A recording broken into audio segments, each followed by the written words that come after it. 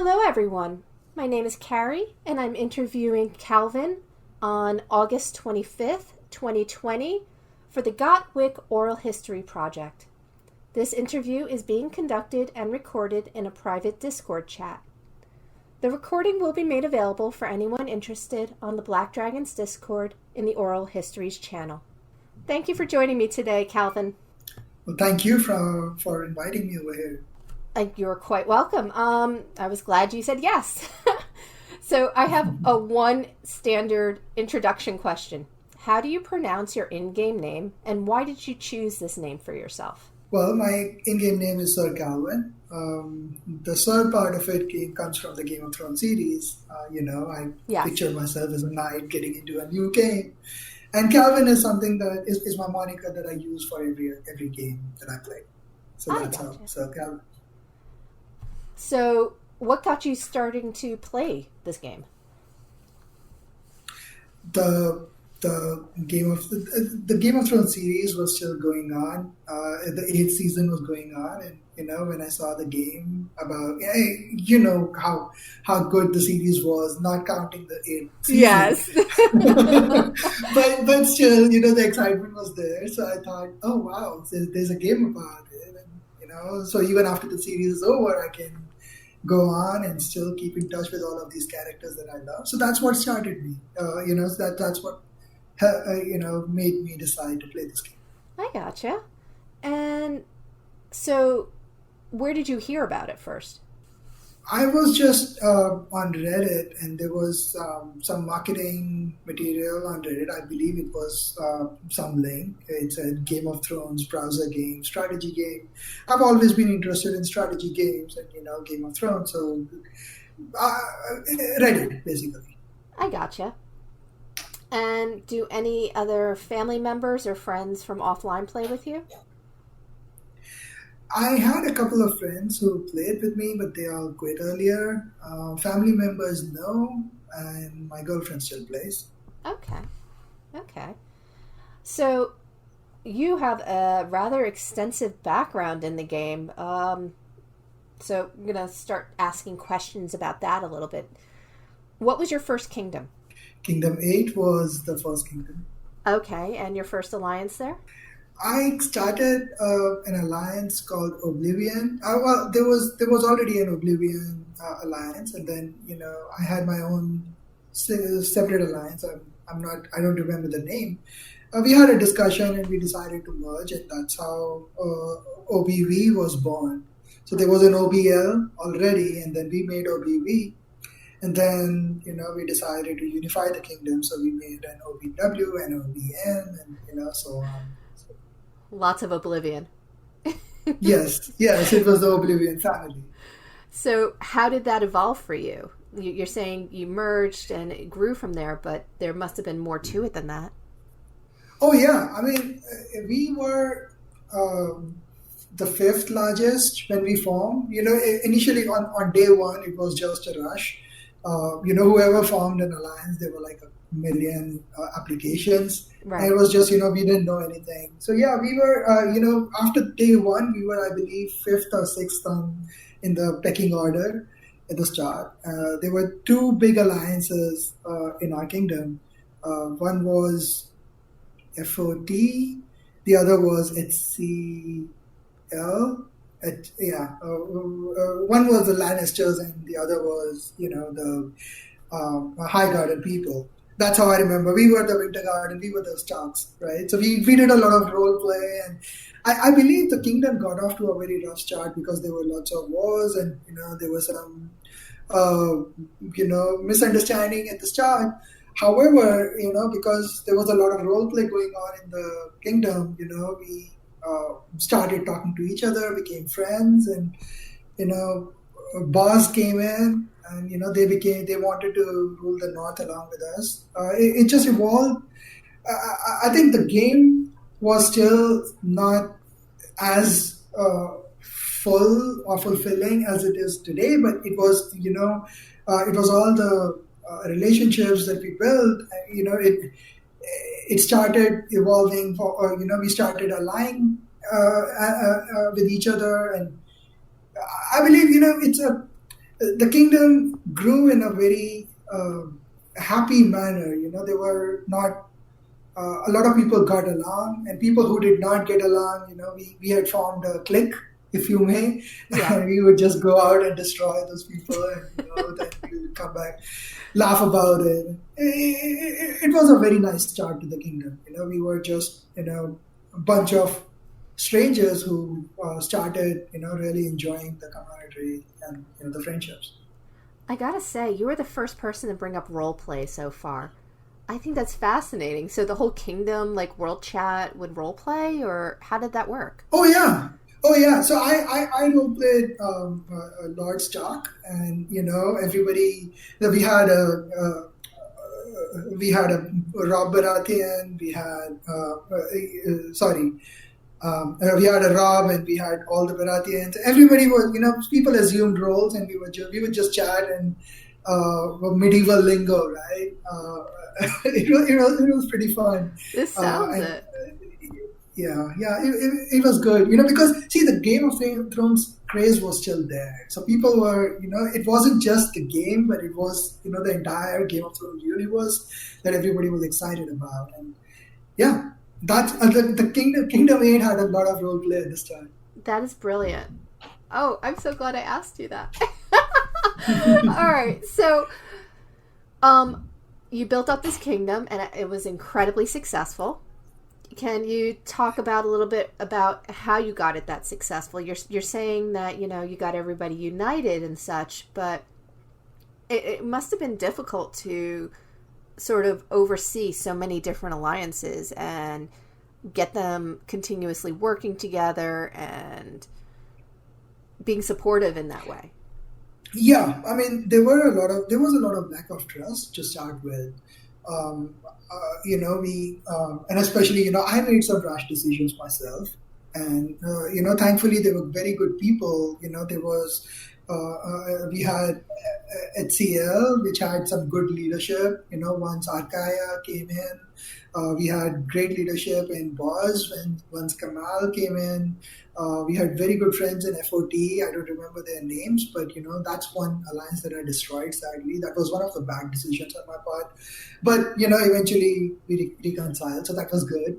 And then we had a lot of other small alliances. We had Nos, I believe. Yeah, we had Sir Pahea, who I believe is one of the best leaders in the game. So we had a lot of good people. Whenever I took bad decisions, they would come to me and say, "Hey, this is wrong," and we would fight. And some things we would agree on, some things we would not agree on. But in the end, everybody was committed towards the kingdom.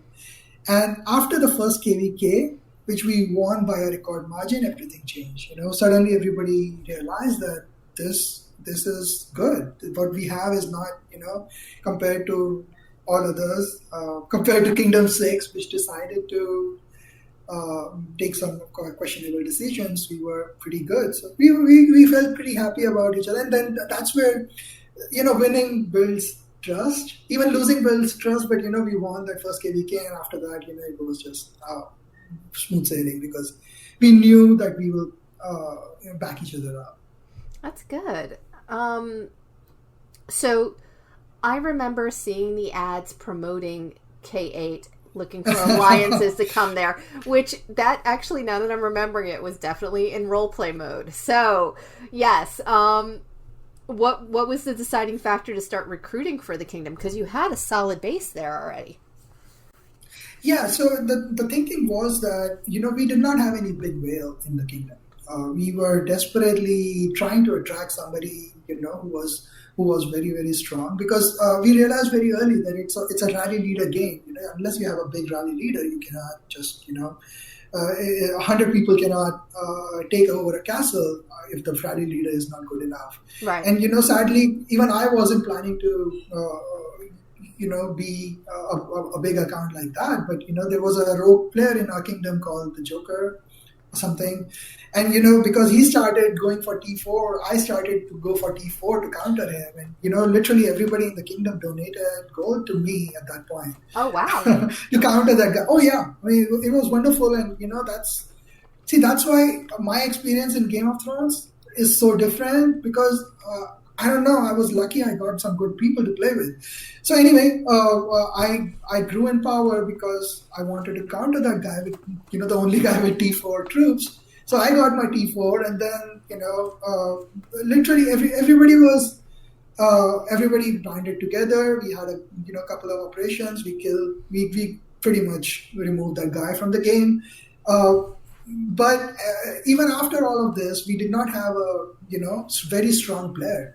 And I was the strongest in the kingdom, and I was just mediocre in terms of my power compared to some of the big whales. So we said, you know what? If we are not going to win by power, then we are going to win with numbers. When KVK comes, everything was about KVK now for the kingdom, right? At that point, so because that was the only cross kingdom game. Cross kingdom mode. Within the kingdom, we were already very happy with each other. We were friends. We would fight, and then we would make fun of each other. But it was just smooth sailing. So the focus was always KVK. So we were recruiting for KVK because we knew that we had to win it with numbers. We did not have the power. So I know ECL contacted you. Did any other alliances? ECL, actually, I reached out to them first, Okay. And at that point of time, I wanted a crossover alliance with the Kingdom 9 because they were so powerful, and I knew that we didn't have that much power. We had the good numbers and good people, but no power. So I reached out to them. They declined. They said, no, we are already working with 1KS on a crossover alliance, so we don't want it. But then Kingdom 9 got pretty much lonely.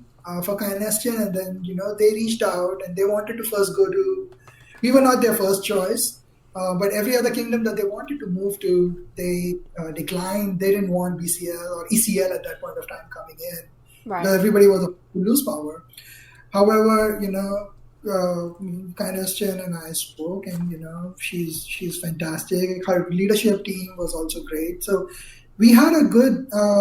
It wasn't all smooth sailing. I was pretty harsh at certain points with them because I didn't want my kingdom to be destroyed. But at the same time, I wanted that. We always knew that we will be run over by some max account. When somebody tries to, we just didn't have power. So I thought this would be a good match. I didn't mind being or not being king as long as we had good people to play with. So that's why we invited ECL. They came in, and full credit to them. They were extraordinarily good. I can't. There were a lot of people who told me that it's going to backfire, and maybe it did. I don't know, but they stuck to their words. Whatever they promised, they delivered. We had a very good time when ECL came to Kingdom 8. It was, I think we had a 4 or 5 KVK win streak. I don't remember exactly. And, in each of the KVKs, we were the top scorer, and, we had a great KVK engine going on. Everybody was happy with the game. And I guess that was the peak of where the game was for me, because the game was good. The friendships were still there. The good bonds were still there. And actually, some of those bonds still exist till date. So I believe it was pretty good. ECL coming to Kingdom 8 was very good. So they get settled there. You have wins, and then the kingdom gets invaded. What happened with that? Well, so I knew that we will get invaded. And some of our friends in N3O actually told me that that's going to happen. We tried to prepare for it, but we apparently were underprepared. They dropped in. Kynestian and I, we were fighting each other one day. Like not fighting, but we were fighting on the field. Right. She was zero. She had probably zeroed about 30 or 40 of our players, and I had zeroed a few of them in ECL myself. So there was a lot of fighting going on. Half of our troops were dead. And then suddenly the BLT alliance dropped in and started killing everybody. It was fun. They were stronger than us. They were more coordinated. They were definitely a force to be reckoned with, and full props for that. we were not prepared at all. We underestimated their power. And a couple of things were said, were exchanged in the local chat, and then suddenly gave the fights were great, but then there was some negative stuff going on the sidelines, which I don't care about that now. But yeah, it was Game of Thrones through and through, right? You have people backstabbing each other, and people they're spies, and it was fun. That ties into the role play that you like, so that works. Oh yeah, exactly. It was pretty good. Okay. But then in true Lord Stark fashion, I was destroyed. See, I ran out of money, to be frank. The war was very fun, but it was also very costly. At one point of time, I was spending, I don't want to quote the number, but I was spending in thousands per week just to keep up with the siege. And I just ran out of money, and I was like, I can't sustain this. So by the time there were people who started leaving, the war had been going on for 2 months. So people said, we can't, this is not what the game that I wanted to play. I mean, it's good for a few weeks as a novelty, but, then people started leaving, and slowly we crumbled and we lost. Okay. Well, that's that whole, attrition over time type situation. It's going to wear out everybody. So BLT was there, and then ATD showed, right? Yes. And that changed the dynamic even more. So that completely changed it. I think that was the moment where everybody said, you know what, this war is beyond us now. Because we were always a smaller kingdom.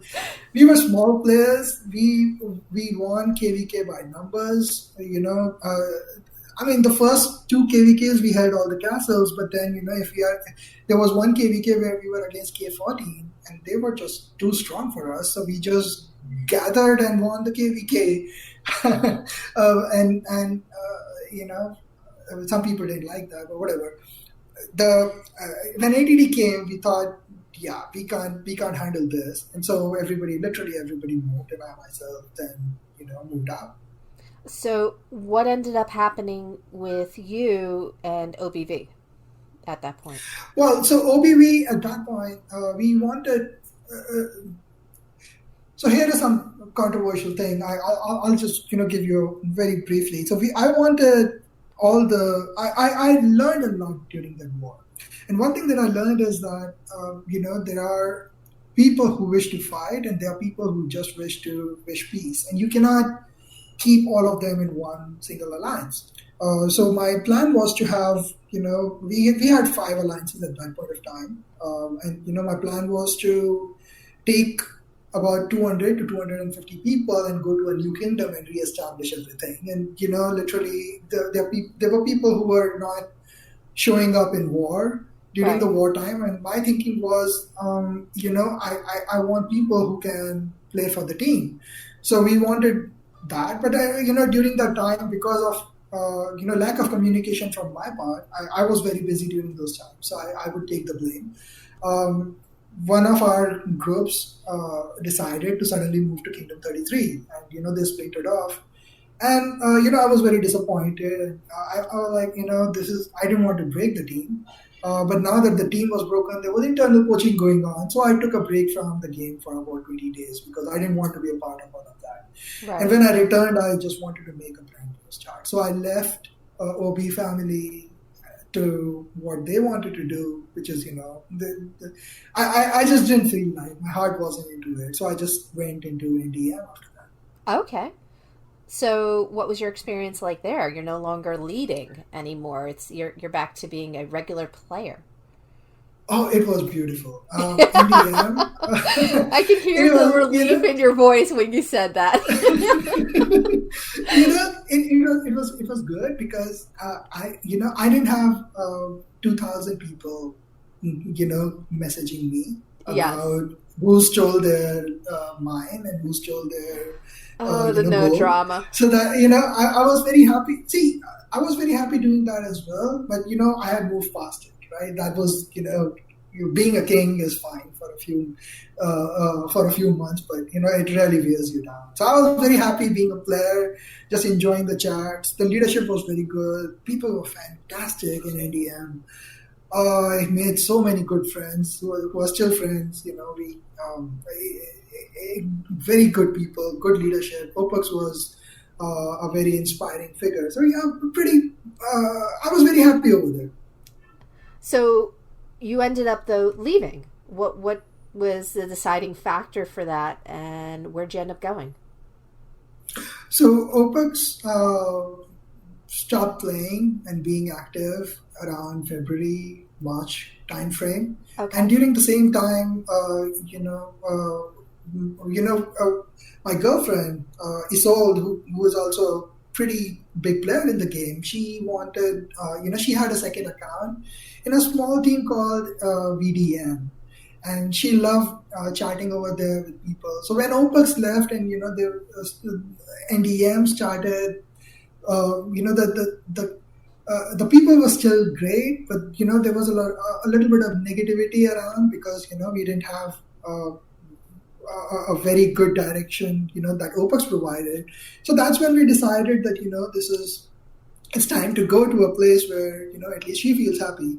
So we went to that small team called VDN, and because we knew the people already over there, and we didn't care whether we are in a big alliance or a small alliance. We just wanted good, fun play and chats, and our the role play was gone, but still the chats were good. So that's where. So we moved to VDN in Kingdom. It was K19. 19. Yeah. Yes, Kingdom 19. So you were with VDN for a while. Did you have fun there? What was it like for you? Oh yeah.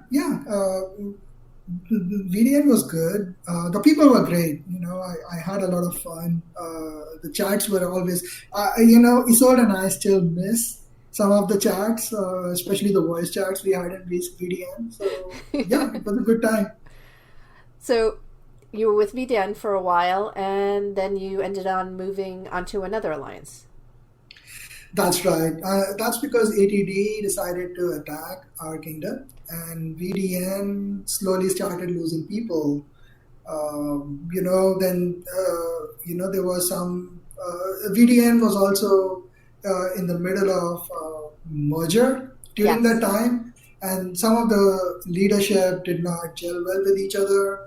They had different directions. So we, the whole we came to VDN for that, those voice chats, that fun. The feeling started that it's not going right. And so, because we both had big accounts, we didn't want to move kingdoms. And then, CTL was there in Kingdom 19 already. I had a lot of good friends already in CTL. I respected Napoleon a lot, so we decided that let's go there. It was right next door, and we said, okay, let's go to CTL. Actually, on that, there were a lot of good options in Kingdom 19 at that point of time. Yeah, there were quite a number of big alliances there. Yeah, it's not just big, it's again, Isolde and I, we don't care about big or small, right? We have pretty good accounts. Our most important factor was, the people. So we had a choice between, I'm forgetting the name of that Kingdom 38 alliance, Velisca's alliance. Oh, RSI. Sure. RSI, NW1. Yes. Yeah. I think TBE. I mean, yeah. Yeah, you're right. TVE wasn't there at that point of time. Okay. We had NW1, which, I never spoke to them, so I didn't know them. But RSI, I had a pretty good connect with. But I had more friends in CTL, so between these two, we decided to go to CTL. I gotcha. So what was it like in CTL? I'm still there. It's fantastic. It's good. I mean, CTL already had a lot of old NDM friends. And then there was a lot of people who were from the official Discord. So it was still, it felt like home. I didn't have to change anything. I mean, Isolde had to make some new friends. But, personally for me, I had a good time already. I knew Jam, and, there were just so many people that I knew from before. So it just felt like home instantly. And, the leadership was very good. It is still good. Napoleon is a fantastic leader. So yeah, I mean CTL has been nothing but good for us. I've been I've been very lucky. I've been a part of all good alliances. I mean, going from OPV to NDM to EDN to yeah. I guess I'm lucky. You are, but part of it is definitely due to your understanding of the game. Both the social dynamics and the game mechanics. How did you develop those skills? Well, thank you. I don't think I'm as knowledgeable as the most of the people, but yeah, I mean, we used to dissect the game every now and then in our Discord. Starting from even April, March of last year. Right. When the game was new, initially. We just experimented and built spreadsheets and tried to figure out what works and what does not. And then the war taught us a lot of things. The war with the BLTT guys, that taught us a lot of things. When I moved to NDM, I learned a lot from OPUX. It's learning doesn't stop, right, Carrie? So Yep. It's good. I'm still learning. I don't think I'm still very knowledgeable on the game. I'm still learning, but yeah, that's how I picked up. There was something to learn from every encounter. See, and I love that you are open about that. Like, you're always willing to absorb something new and adapt to it. What would you say your impression has changed from the game from when you first started playing to now? The game was when I started playing, it was the perfect game for me, and it still is a good game. I just don't agree with the pay to win aspect of the game. Literally, like if some of the other games, if I play Eve sometimes, right? Two Okay. small players can kill a big player easily. You cannot run one versus two, but in our game, in WiC, 100 small players cannot kill off a big account like Amnesty. So that's the mechanic that I don't enjoy as much, but otherwise, the game is fantastic. It runs well. The modes are exciting. Except for Army of the Dead, I hate that. I, I I was going to ask absolutely, soon, what is your least favorite? Apparently, it's yeah, Army of the Dead. yeah. Army of the Dead is just horrible, but apart from that, I love. I think KVK was excellent at the start. We had some very balanced fights with Kingdom 6. We fought FOF. Right. Then Kingdom 5. Oh, that was the best KVK. The one, you remember the one KVK that started early by mistake? Yes. Oh my God. So much Yeah, drama from that one. yes. Oh my God. We woke up 8 hours later and found that all of us were in gathering gear and we were dead. but but that was the best KVK that I've been a part of. It was against Kingdom 5 for us. They had some very good players, from GJs, CAI, and I'm forgetting the names. I'm bad at with memory. So, but yeah, they had some very good players, and they totally destroyed us at the start. And then we started taking the castles back, and there was one of our big players. Unfortunately, he's not in the world right now. Oh. Ethrix. He, when he saw that everybody was pretty much dead after the first 8 hours, he went away. And then, we started pulling back, and then, we called him up. We messaged, one of his friends, and his friends reached out to him. He came back and changed the complete game. He took over King's Landing. I was holding one of the KLs. He took over everything else. We had Sir Paheya from NOS who, took multiple castles. I don't know if he was playing it with his account or Ethrix himself, but anyway, Ethrix came and changed the entire complexion of the game. And then we took all the castles, and because we had the numbers, we were also gathering a lot. So literally, holding all the castles and, with all the gathering, we won. And then, the best part about that KVK was, the conduct of Kingdom 5. They were extremely appreciative, extremely friendly. I made a lot of friends at that point of time. Mm-hmm.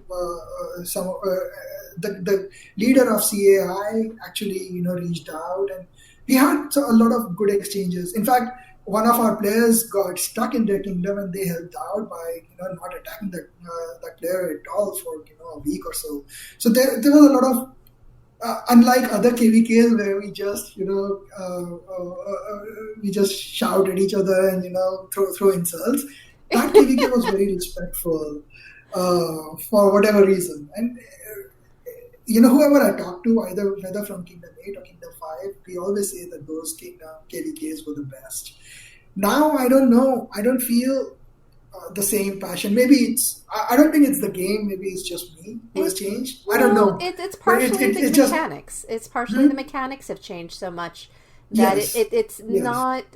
So, like you were bringing up the fun second KVK that started early, and we were on K19 and we were up against K9, and so that was when ECL was still over there, and they came over and just started burning the kingdom, and everybody was freaking out. They're like, why is it starting? And it's when we discovered that actually gathering makes a difference. Because of K19 being so populated, it was able to outscore Kynaston, basically zeroing so many people.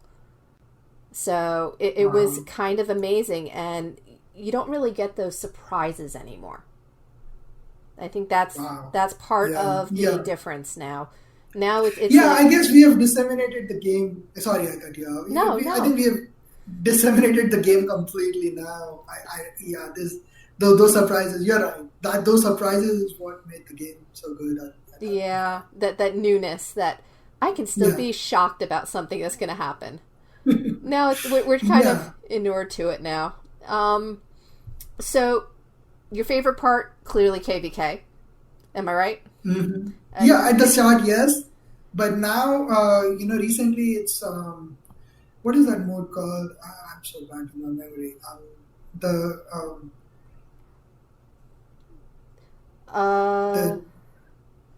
Treasure Hunter? The one, no, not Treasure Hunt. That's horrible.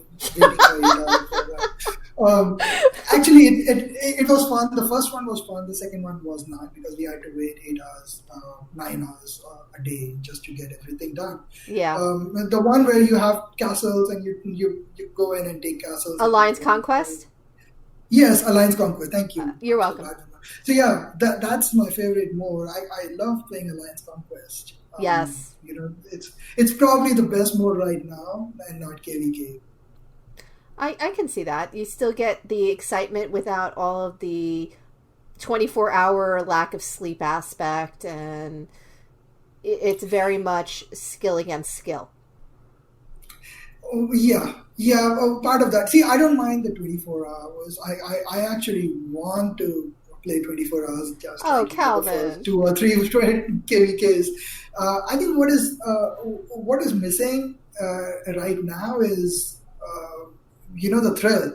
It's like if I am I have a pretty good setup. So literally unless the other person has an equal or better setup, they don't stand a chance against me.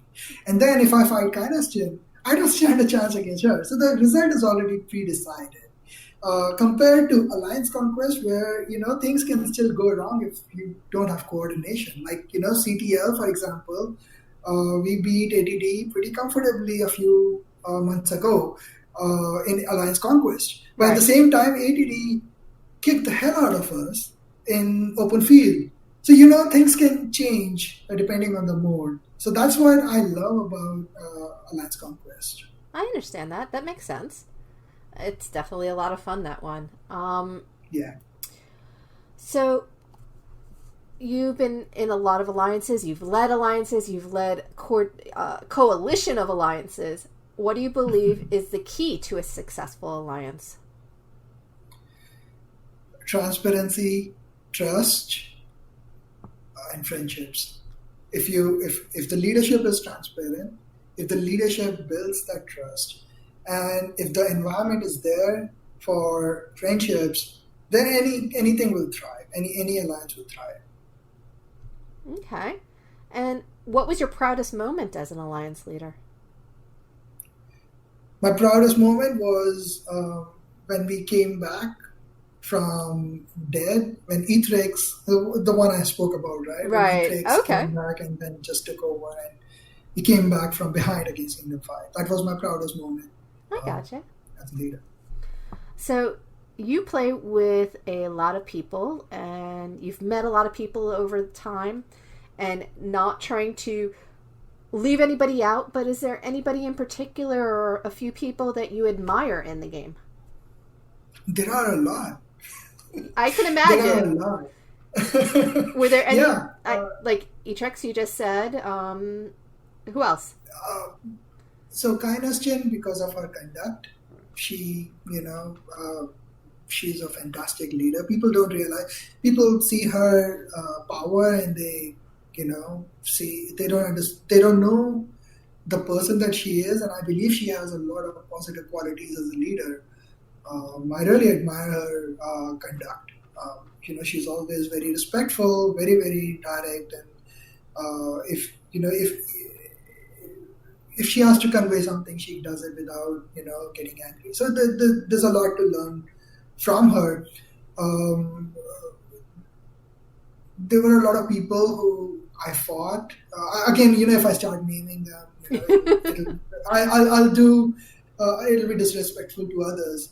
But a lot of people, I admired the Blood family for their coordination. Even though they beat us and we didn't have the best of friendships, I still admire their war machine. They did pretty well, and they taught us a lot of things. Opus was a very good leader, very knowledgeable, and Napoleon is a fantastic leader. I learned a lot from him. The way he conducts himself, the way he doesn't want to be the leader, but he still does it very admirably. He's very nice to everyone. He's committed. So I believe there's a lot. I'm leaving out a lot of people here. No, and see that's the thing. Whoever listens Everybody to gets this. nervous about that. It's more of like what pops in your brain. Share a few. There's tons of people out there that we all think of as just wonderful people. I don't think anybody's going to feel left out. So Yeah. I mean, and then there were a lot of Kingdom 8 people. I already spoke about Sarpaya, who I believe is a fantastic leader. There were a couple of people in my own alliance. We had Ali, who was my second in command for a long time. Great kid. I could trust him with my life. There are so many people. I think I should just stop naming people because those I don't name will don't be angry. But yeah, if Calvin has met lot of you, he people do. probably admires you. You're too kind. No, you're just a very kind person. I guess with you shared a number of special moments, but is there anything that you haven't mentioned so far that you think of that pops into your brain when I say, were there any special moments you remember? Anything that you haven't mentioned? Yes, there was a lady who played in one of our small alliances in Kingdom 8. Okay.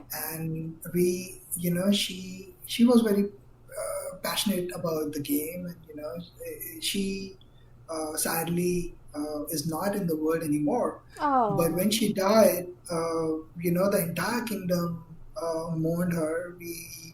We actually took her account, and we took one of the castles with her account. That sort of bonding is something that I haven't seen in many of the games that I play, and those are some of the moments that will stay with me forever. We all, and then all, the Kingdom 8 was destroyed, but then we all went and made our own Discord where we still chat with each other sometimes, and then when Kingdom 110 opened up, we all went there and made our accounts. And Oh, we that's decided, nice. yeah, and we decided that we will be free to play and we will not spend. But then then I cheated because I didn't feel like playing with a teeny weeny account. and everybody was mad at me. But anyway, we had a lot of good fun in Kingdom 110 as well. So that's one. Those are some special memories that will stay with me forever. I think that's great. There's Yeah. there's no loss of contact then. Yeah. And I guess, what is the one thing you most want people to remember about you? Um, I would like them to remember me as somebody who uh, always played for the team and did everything for the kingdom, for the team, for the alliance, for my friends. That's how I would hope that they remember me. Okay. And is there anything else you'd like to include in this? No, I'm good. I think I've already shared too much and people are going to be No, mad at me for many things. no. This is wonderful. I greatly appreciate your time, and thank you for sharing this. Well, thank you for your time. You're very welcome. All right. Have a great day. You too. Bye bye. Bye bye.